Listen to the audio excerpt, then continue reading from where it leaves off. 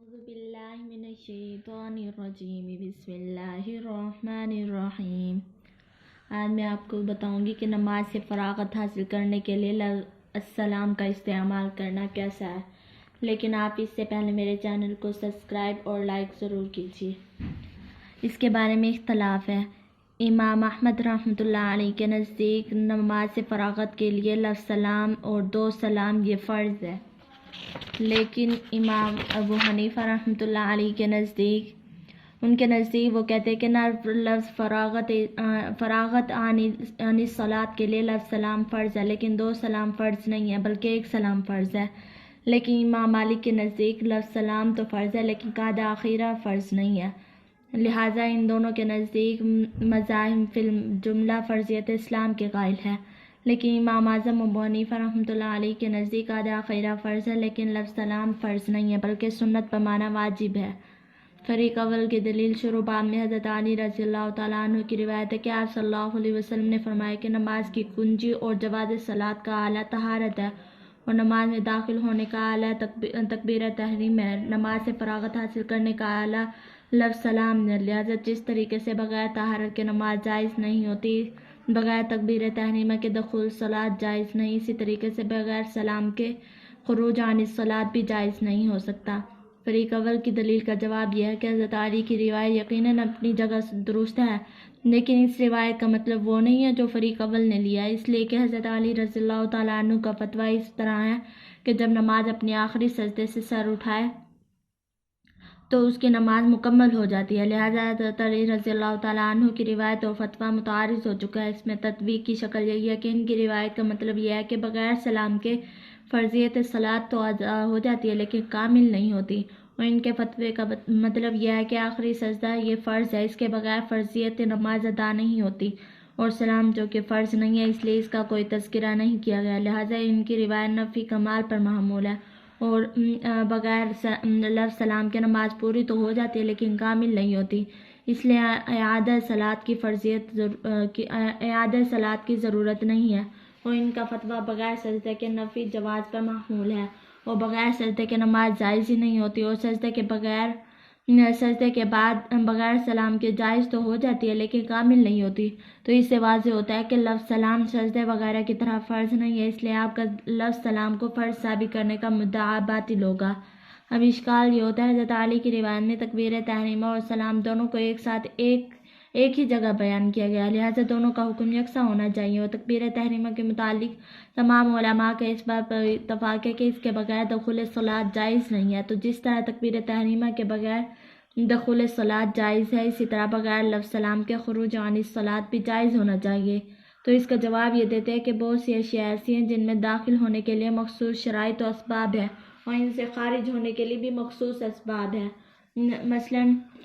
اس کے بغیر ان مخصوص اسباب کے بغیر ان اشیاء میں داخل ہونا اور ان سے خارج ہونا صحیح نہیں ہوتا۔ مثال کے طور پر کسی عورت سے نکاح کرنے کے لیے اس عورت کا کسی کے نکاح میں نہ ہونا یا شوہر کے طلاق دینے کے نتیجے میں عدت سے فراغت حاصل کرنا یہ شرط ہے، لہٰذا اگر متعلقہ عدت سے فراغت حاصل کرنے کے لیے پہلے اس کے ساتھ دوسرا آدمی نکاح کرے گا تو وہ نکاح شرعاً باطل ہوگا۔ نکاح سے خارج کرنے کے لیے یعنی طلاق دے کر بیوی کو الگ کرنے کے لیے شرط یہ ہے کہ بیوی حیض کی حالت میں نہ ہو، ایسے توہر میں بھی نہ ہو جس توہر میں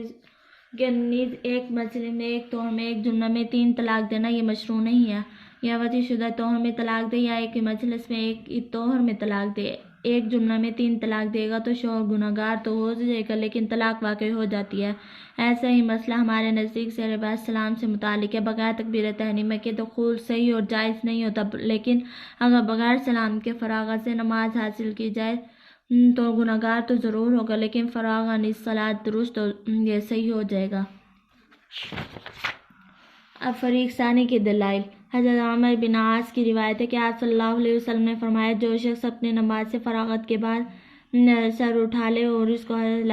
حدث لاحق ہو جائے تو یقیناً اس کی نماز پوری ہو جاتی ہے، اور اس سے معلوم ہوا کہ نماز میں آخری سجدے کے بغیر کوئی فریضہ باقی نہیں رہتا، لہٰذا نہ قاعدہ اخیرہ فرض ہے اور نہ لفظ سلام۔ اس مضمون سے معلوم ہوا کہ قاعدہ اخیرہ بھی فرض ہے۔ اب جواب یہ دیتے ہیں کہ حضرت عمر بن عاص سے دوسری روایت بھی موجود ہے جس میں اس بات کی صراحت ہے کہ آپ صلی اللہ علیہ وسلم نے فرمایا کہ جب امام اپنی نماز پوری کر لے پھر ادا کر کے حضرت کرے یا مقتدیوں میں سے کوئی امام کے ساتھ نماز مکمل کرے اور سلام سے پہلے حدث لاحق ہو جائے تو یقیناً اس کی نماز پوری ہو جائے گی، اعادہ کی ضرورت نہیں ہوگی۔ اس روایت سے بھی معلوم ہوا کہ سلام تو فرض نہیں ہے لیکن قاعدہ آخرہ یہ فرض ہے۔ حضرت عبداللہ بن عمر بن عاص کی پہلی روایت میں قاعدہ آخرہ کا ذکر نہیں ہے، عدم ذکر عدم وجوب کو مستلزم نہیں ہوتا، لہذا ہم تطبیق کیوں کریں گے؟ روایت اولیٰ میں قاعدہ کے متعلق کوئی حکم بھی مذکور نہیں ہے، نہ ثبوت کا ذکر ہے اور نہ نفی ثبوت کا، لہذا وہ روایت قاعدہ آخرہ کے متعلق صراحتاً موجود ہے۔ قاعدہ آخرہ فرائض صلاۃ میں سے، لہذا روایت ثانیہ قاعدہ آخرہ کی فرضیت کے ثبوت پر ناطق ہے۔ اصول حدیث کا قاعدہ بھی ہے جب روایت ساقط اور روایت ناطق کے درمیان تعارض ہو جائے تو روایت ناطق کو ترجیح ہوتی ہے، لہذا بھی یہاں پر بھی قاعدہ آخرہ کی فرضیت کا انکار کرنا یہ ہرگز درست نہیں ہو سکتا۔ فریق ثالث کے دلائل۔ حضرت ابن مسعود سے مروی ہے کہ آپ صلی اللہ علیہ وسلم نے حضرت ابن مسعود کا ہاتھ پکڑا اور ان کو وہ تشہد سکھایا جو باب تشہد ابن مسعود کے نام سے گزرا ہے، اور تشہد سکھانے کے بعد آپ صلی اللہ علیہ وسلم نے فرمایا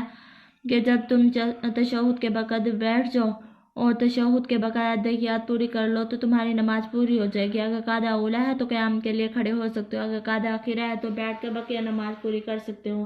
نیز آپ صلی اللہ علیہ وسلم نے یہ بھی فرمایا لا صلاۃ الا بتشہد، تو اس روایت سے معلوم ہوا کہ کم از کم تشہد کا پڑھنا یا تشہد کے بقدر قاعدہ کرنا یہ فرض ہوگا۔ دلیل نمبر 2، جب آدمی نماز کے قاعدہ آخرہ سے کھڑا ہو جائے تو اس کی دو صورتیں ہوتی ہیں، کوئی فرض اور رکن صلاۃ چھوڑ کر کھڑا ہو گیا ہو، مثلا کوئی سجدہ چھوڑ کر کھڑا ہو گیا ہو تو یہ قیام فساد عن الصلاۃ کا سبب بن جاتا ہے اور سجدہ سہو سے اس کی تلافی نہیں ہو سکتی۔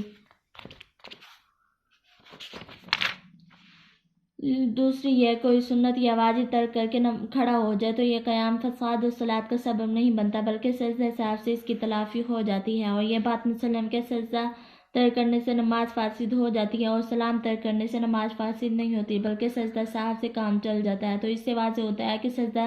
وغیرہ کی طرح لفظ سلام فرض نہیں ہے، تو ہمارا یہ دعویٰ آپ صلی اللہ علیہ وسلم کے عمل سے مترشح ہوتا ہے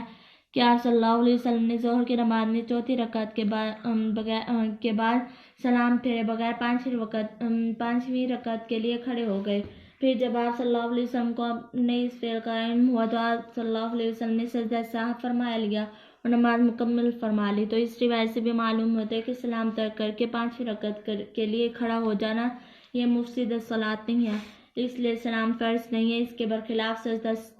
چھوڑ کر کھڑا ہو جانا یہ مفسد الصلاۃ ہے، اس لیے وہ فرض ہے، لہذا معلوم ہوا کہ لفظ سلام سجدے کی طرح فرض نہیں ہے بلکہ سنت یا واجب ہے۔ وآخر دعوانا الحمد للہ رب العالمین۔ ہمارے چینل کو سبسکرائب ضرور کیجیے اور لائک بھی ضرور کیجیے۔